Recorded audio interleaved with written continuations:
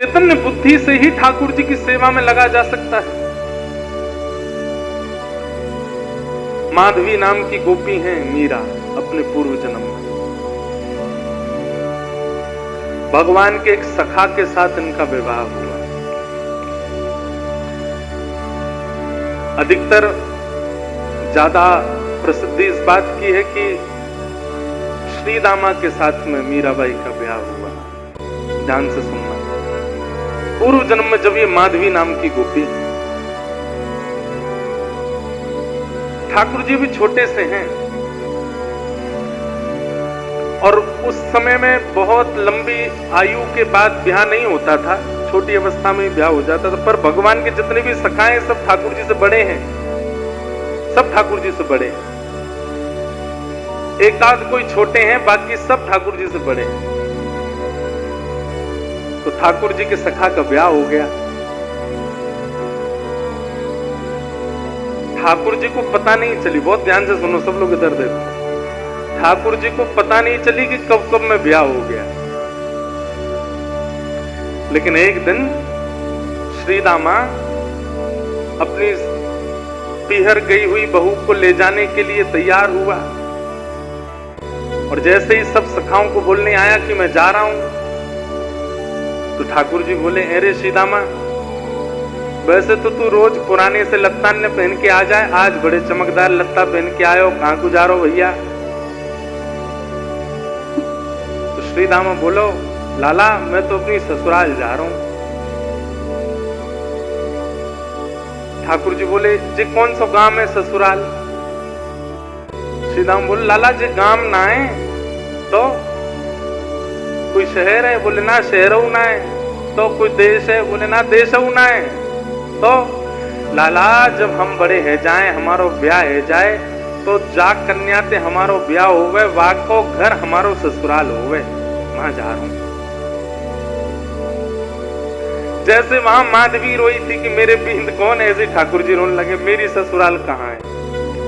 श्री दामा तेरी ससुराल तो मिल गई, मेरी ससुराल कहाँ है? श्री दामा बोले, लाला तेरी ससुराल ना है। अच्छा ऐसा भी होता, बालक उनमें सब चिढ़ाने लगे। मधुमंगल जबरदस्ती आके बोलने लगो, लाला मेरी भी ससुराल है, पता है? वो तेरी कहां? बोले मेरी जमुना पार है, मैं हूं जाऊंगा सज धज के। इतने में सुबल आ गए, वो लाला मेरी भी ससुराल है। वो तेरी कहां? बोले मेरी माँ है गिरिराज जी पर्वत के पास। इनकी है नहीं, जबरदस्ती चिढ़ा रहे हैं ठाकुर जी को। अच्छा ऐसा होगा सखान में कोई एक चिढ़े तो बाकी और चिढ़ा में वाए और चिढ़े, और ठाकुर जी चिढ़ के कछु ज्यादा ही सुंदर लगते होंगे तो सखा और चिढ़ाने लगे। अब तो तन सुखा मन सुखा धन सुखा जे हुआ है। धन सुखा बोलो मैं हूं ससुराल जा रहा हूं, मन सुखा बोलो मैं हूं ससुराल जा रहा हूं, तन सुखा बोलो मैं हूं। लाला बोले तेरी ससुराल है, पत्थर पूछ रहा से तेरी ससुराल है, और मैं इतना माखन खाए खाए के हट्टो कट्टो है, वो मेरी ससुराल ना है अभी तक। ठाकुर जी को यह बात को आश्चर्य ज्यादा है क्योंकि तन सुखा की भी ससुराल है और मेरी ससुराल ना है। आज ठाकुर जी घर आए, दूर आकर के बैठ गए मुंह फुला के। नहीं तो रोज लौट के हमें मैया के कभी कंधा पे चढ़ जाएं, कभी गोद में बैठ जाएं, कभी लेट जाएं, कभी कछु खींचें, कभी कछु करें। आज चुपचाप बैठे। मैया ने पीछे मुड़ के देखी, बोले हैं लाला तू कब से आए के बैठो है? तो ठाकुर जी मोह इधर करके बैठ गए। अरे जाके आवे थे पूरे नंद भवन में भूचाल आ जाए, वाके आवे थे आज कोई को पता ही नहीं चली है। अरे लाला ऐसा माटी को मथोना बने काय को बैठो, काय को? मैं बात ना कर रहा हूं मैया। मैया गोद में ले रही है, कभी हाथ पकड़ रही है, ठाकुर जी छूट छूट के भाग रहे हैं। मैया बोली कहा बात है लाला? रोने लगे और ऐसे रोने लगे कि सिसकी आने लगी ठाकुर जी को, जैसे सांस रुके ऐसे ठाकुर जी रोवे। मैया बोली कौन ने मारो? मधुमंगल ने मारो तो कुछ श्री दामा ने मारो, कौन से सकान? मुझको नाम बतावा को अभी जाके देखूं, काय को रोवे? ठाकुर जी बोले मैया तो एक बात बता, जे सबरे ब्रजवासी यों के नंद बाबा गोरे, यशोदा मैया गोरी, ये लाला कारो कांते भयो? ये सबरे मुंह को यूं तानो दे कि मैं तेरो छोरा ना हूं, और मैया आज मोकू या बात पे भरोसा है गो कि मैं वास्तव में तेरो लाला ना हूं। मैया बोली ऐसो काय को सोचे, ऐसो का है गो लाला, तू यो काय को सोचे? बोलो मैया श्री दामा की ससुराल, मधुमंगल की ससुराल, सुबल तो तन सुखा मन सुखा, और सबसे बड़ी आज वो तन सुखा क्यों ससुराल है, पतरो सो वाक्यू ससुराल है। और मैया मैं ऐसो प्यारो दुलारो ऐसो सुंदर सो मेरी अभी तक ससुराल ना है। यह बात को सुन करके मैया तो लाला को हृदय से लगा, अरे मेरो लाला झूठ बोले हैं दारी के, श्रीदामा की ससुराल है बाकी इनकी ससुराल ना है लाला, बाकी सब तो झूठ बोल रहे हैं तोते। मैया तेरी भी ससुराल है? मैया बोली लाला जे घर मेरो ससुराल ही है। अच्छा मैया और नंद बाबा क्यों ससुराल है? बोले हाँ उनकी ससुराल है। और दाऊ दादा की? बोले ना दाऊ दादा की ना। ठाकुर जी कूद के गए दाऊ दादा के पास, दाऊ दादा को हाथ पकड़ के लाए, भैया चल। बोले कहाँ? घर छोड़ के जा रहे हैं, ससुराल ढूंढ के आवेंगे अपने। मैया यशोदा बोली लाला तू कैसी बात करे? अब तो ठाकुर जी हट करने लगे, सिर मूड मारन लगे पृथ्वी पे, और बोले भोजन ना करूंगो, सोऊंगो ना, तेरी गोद ना आऊंगो, कछु ना करूंगो, पहले मेरी ससुराल बता कहाँ है। और मैया अगर तेने मोकू मेरी ससुराल नहीं बताई तो मैं श्रीदामा की ससुराल छीन लूंगो, भाई को अपनी ससुराल बना लूंगो। मैया ने जैसे तैसे करके बोले अच्छा एक काम कर। बोले कहा श्रीदामा जब अपनी बहू लेके आ जाएगो, अपनी ससुराल से वापस आ जाएगो, तो बाकी बहू देख लियो, वैसी बहू तेरे काजे ले आऊंगा। ठाकुर जी बोले जी बहू कौन होवे मैया? मैया बोली ये और मैंने औगार लगा ली। औगार समझे? ये ब्रज भाषा है। औगार मतलब अब क्या समझाएं औगार क्या है? जो बला, ये और मैंने बला लगा ली। वो पहले ससुराल के काजे लड़ रहा हो, बहू और बताओ कौन है? मैया बोली लाला।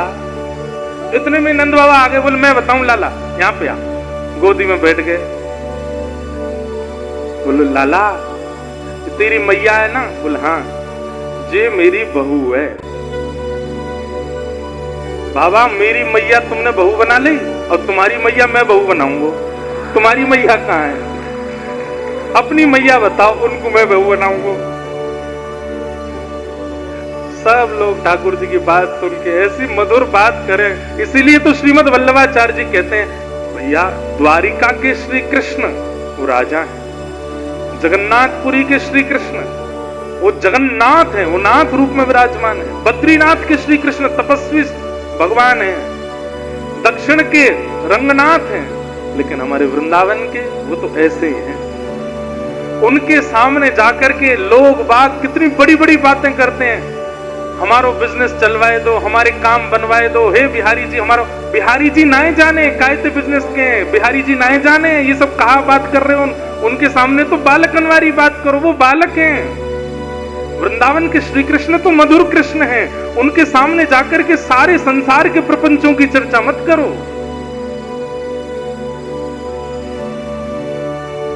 प्रपंचों की चर्चा करने के लिए और भी लोग हैं। वृंदावन श्री कृष्ण के पास जाके तो जैसे एक छोटे बालक, अभी कोई आपके रिश्तेदार का छोटा बालक आ जाता है, उसको आकर के आप ये बोलते हो क्या आजकल तो भैया हमारा मुनाफा नहीं चल रहा है, बढ़िया प्रॉफिट नहीं हो रहा है, बहुत लॉस जा रहा है। सेकंड क्लास का बालक बोलेगा ये क्या होता है, ये आप क्या कह रहे हैं? बेटा आजकल शेयर मार्केट बहुत गिर गई है, सोने का दाम इतना हो गया है, चांदी का इतना बढ़ गया है। मम्मी के पास, मम्मी चलो यहाँ से, ये तो अंकल कैसी बात करते हैं। ऐसे ही ठाकुर जी हैं, वृंदावन के श्री कृष्ण लाला हैं। वृंदावन के श्री कृष्ण लाला से लेकर के रास बिहारी तक ही रहते हैं, उसके आगे की लीला श्री कृष्ण वृंदावन में नहीं करते। तो इसी मध्य में ही हमको लीला में प्रवेश करके वृंदावन जाना चाहिए। हम इन्हीं लीलाओं का चिंतन करते हुए जाएं। घर कैसे बनता है, व्यापार कैसे चलता है, परिवार व्यवस्थित कैसे होता है, ये वृंदावन श्री कृष्ण को नहीं पता। बात वो है भैया, जानते तो वो सब हैं, लेकिन हमें नहीं बोलना है। लाला है। इतने में ही कोई दौड़ो दौड़ो आयो, बोले लाला जल्दी चल। बोले कहाँ गए हो? श्री दामा ससुराल ते आएगो, बहू लेके आयो है। ठाकुर जी तुरंत दौड़े, मेरी पीताम्बरी कहाँ है, मेरी कारी कमरी कहाँ है, जल्दी लाओ पहन के। मैया बोली लाला कहा कह रहे को बहू को? बोले मैया मक्खन जैसा हो तो को खावे को खाऊंगो। लाला बहू खावे की चीज ना है, बहू तो देखवे की है, और फिर तेरा ब्याह हो जाएगा ना, फिर तू सब समझ में आ जाएगी। ठाकुर जी दौड़ करके गए, यहाँ श्री रामा अपनी बहू लेके, माधवी लेके आयो है। माधवी की माता जी ने माधवी को समझा के भेजा। बोले तू वापस अपने ससुराल जा रही है? बोले हाँ। सब चीज को ध्यान रखियो लाली, सास की बात मानियो, ससुर की सुनियो, पति की यूं करियो, आदि आदि सब बातें कही। और बोली तू एक बात तो गांठ बांध के जा। बोले कहा? बोले तेरे जो पति हैं श्रीदामा, इनको एक सखा है, वाको नाम है कन्हैया। बोला हाँ। चाहे कछु है जाए, जीवन भर तो को घूंघट में ही बूढ़ो है नो पड़ जाए, घूंघट में ही रही आई हो, लेकिन वाकू अपना मुख मत दिखाइयो। क्यों मैया? अरे मैंने ऐसी सुनी है कि वृंदावन में वो कन्हैया नेक्सो वो जाको मुख देख ले या जाको अपना मुख दिखाई दे, वाको पातिव्रत धर्म आदि सब नष्ट हो जाए, वो वही को है के रह जाए। माधवी ने तो तभी घूंघट कर लियो, और घूंघट करके गांठ बांध दी। बोले मैया मैं सौगंध खा के कह रही हूं, मुख नहीं दिखाऊंगा। बंधुओं एक बात बोले, माताओं का बहुत बड़ा रोल होता है अपनी बेटी के ससुराल को सुरक्षित करने का, बेटी के मतलब बेटी की मां का।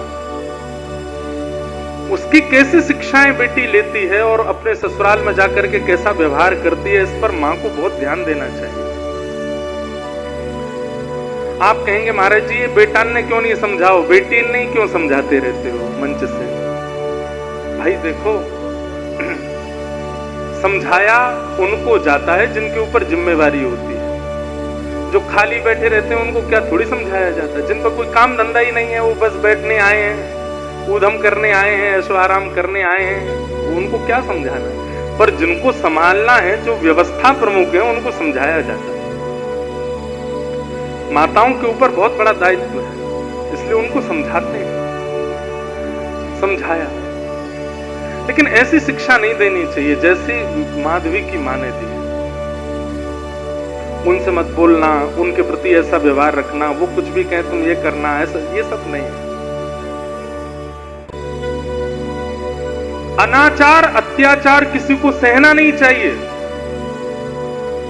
अगर ससुराल में अनाचार अत्याचार होता है तो उसके प्रति आपको कदम उठाना चाहिए। लेकिन कई बार ससुराल पक्ष के लोगों का व्यवहार अलग अलग होता है। नया घर है ना आपके लिए, तो उस व्यवहार को समझना चाहिए कि भाई सब लोग हमारे अनुकूल नहीं हो सकते, हम थोड़ा समझें इनका व्यवहार, इनकी विचार, और उसके अनुकूल से हम फिर प्रतिक्रिया दें। हाँ, वो विचार अत्याचार में अगर परिवर्तित हो जाए तो फिर कदम उठाना भी चाहिए। लेकिन केवल आपके विपरीत स्वभाव वाला है और आप उसी से ही उखड़े उखड़े रहोगे तो फिर कैसे गृहस्थाश्रम चलेगा? सबका स्वभाव अलग होता है, थोड़ा समझना चाहिए। माधवी को समझाया कि तू कन्हैया को मुख मत दिखाना। माधवी ने गांठ बांध ली, बोले कि कोई बात नहीं मैया, आप तुम यही देखना। निकल पड़ी अपने ससुराल की ओर। यहाँ बीच रास्ते में ठाकुर जी आ गए और ठाकुर जी ने आके कही, अरे सीदामा आए गए हो? बोले हाँ। कैसी लगी ससुराल? बोले लाला जब मिलेगी तो पता चलेगी कितना सुख मिले ससुराल जावे में। ससुराल जाने में इतना अच्छा क्यों लगता है लोगों को? अभी तो ब्याह के बाद ही पता चलेगी, लेकिन फिर भी मन में भाव आता है कि सबको ससुराल, भले ही 4-5 दिन नहीं नहाता होगा, लेकिन जिस दिन ससुराल जाना होगा उस दिन जरूर स्नान करता है, नए वाले कपड़े पहनता है, बढ़िया सुंदर जो है दाढ़ी वाड़ी बना लेता है कि ससुराल जाना है। क्यों? घर में क्यों नहीं रहते ऐसे? क्योंकि ससुराल में मान मिलता है और मान व्यक्ति को प्रिय होता है। बहुत बड़ी बात है। मान जहां भी मिलेगा व्यक्ति को वो अच्छा ही लगेगा, और जहां मान नहीं मिलता हो वहां जाने की किसी के घर में कोई मान नहीं करता, सम्मान नहीं करता, इसलिए घर में मन नहीं लगता लोगों का। लेकिन वही मान सम्मान प्रेम घर में होने लग जाए तो घर से कौन जाए।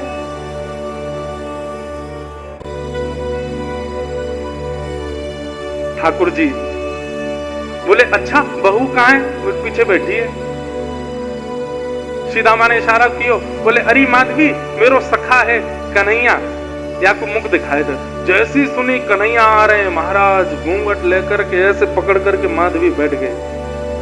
बोले ये तो वही है जिसके लिए मैया ने मना किया, हाथ पांव कांपने लगे।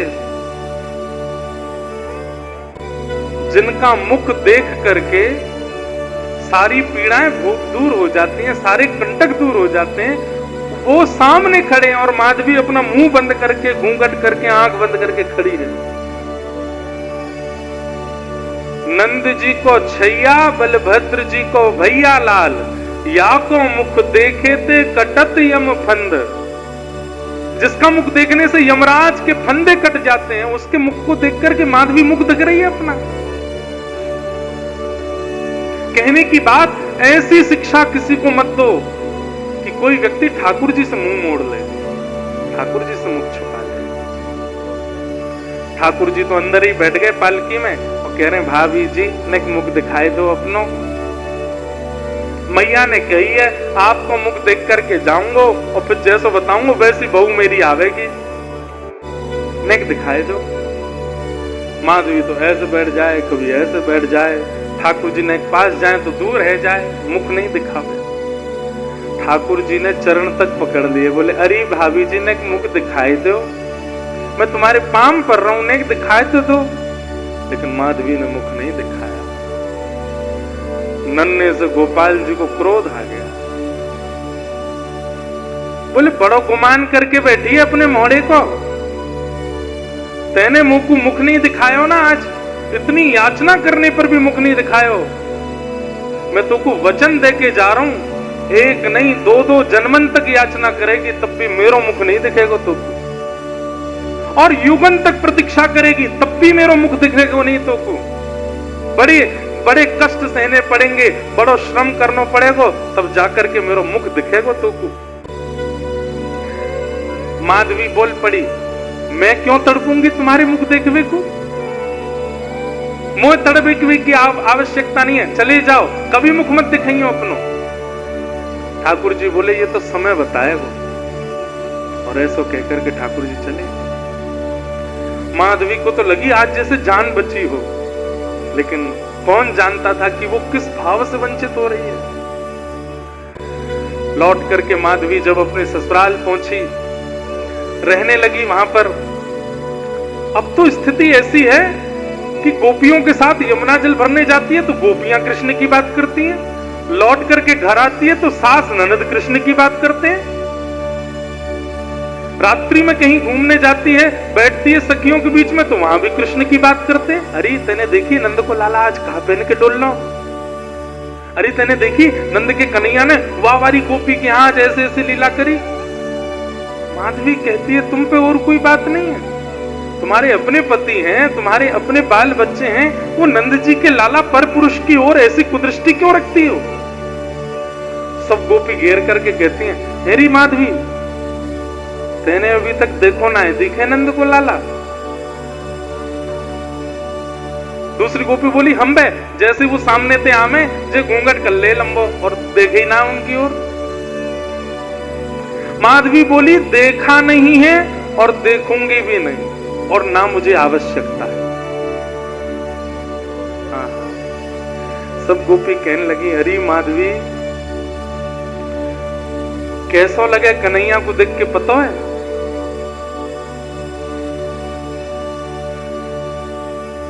जैसे अंधे को मिल जाए ज्योति, निर्धन को मिले हीरे मोती, जैसे पतझड़ में फूल खिल गया, मेरा सांवरा मुझे जैसे प्यासे को पानी मिल जाता हो, अंधे को नेत्र मिल जाते हो, निर्धन को मोती रत्न मिल जाते हो और पतझड़ में फूल प्रकट हो जाते हो। ऐसा ही लगता है कृष्ण को देख करके, कृष्ण को सुन करके, कृष्ण के बारे में जान करके। माधवी उठ खड़ी हुई, ना तो मैं अंधी हूं, ना मैं बहरी हूं और ना मैं प्यासी हूं, तुम देखो, मुझे नहीं देखना। अब तो माधवी अकेली जाती है जल भरने के लिए, अकेली बैठी रहती है। क्यों? सबके बीच में जाऊं तो कृष्ण की बात करते हैं।